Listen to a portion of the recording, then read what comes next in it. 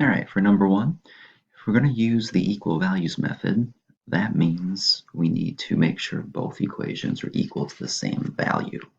In this case, we have to make sure that they both equal probably to a single y. So the first equation of 2y equals 4x plus 2, what I want to do is get this to a single y. So I'm going to divide every term by 2.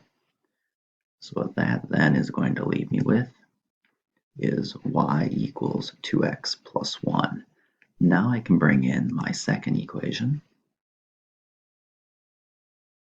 And because they're both equal to a single y, then I can use the equal values method.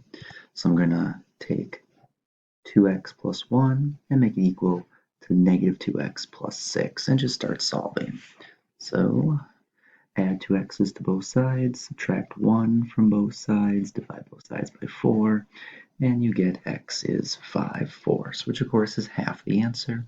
Then have to go back to one of the equations, maybe this one, and make x 5/4. So I would take 2 times 5/4, add 1 to that, and I get 3.5, which means my point of intersection is 5/4, comma 3.1/2. And I could double check it here. I could say, okay, let's make this x 5/4. So negative 2 times 5/4, and then add 6 to it, and I get the same thing. I get 3.5 for my value of y. The second one just asks you to write the decimals as fractions. So to do that, it's just knowing place value, at least for some of them. So the first one, the 3 is in the tens, hundreds, thousandths place. So you go 873 over 1,000, and it's done. The next one, you could write as a mixed number, 1 and 87 hundredths, or you could do 187 hundredths as well, same thing. The third one is repeating.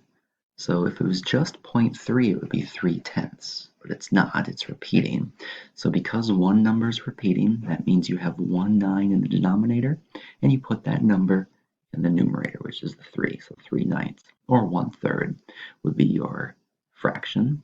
And the last one, there are two numbers that repeat, which means you put 2 9s in the denominator, and you put both those numbers on top. So 23/99 is the same as 0.232323 forever and ever. All of these, by the way, are rational because I can write all of them as fractions using whole numbers. And finally, just draw a line segment from negative 1 comma 4 over to 3 comma 4, and then reflect the line over the x-axis. So basically this is going to go down here, and its two endpoints, instead of being negative 1 4, will be negative 1 comma negative 4, and this, instead of being 3 comma 4, will be 3 comma negative 4, and those are your warm-ups.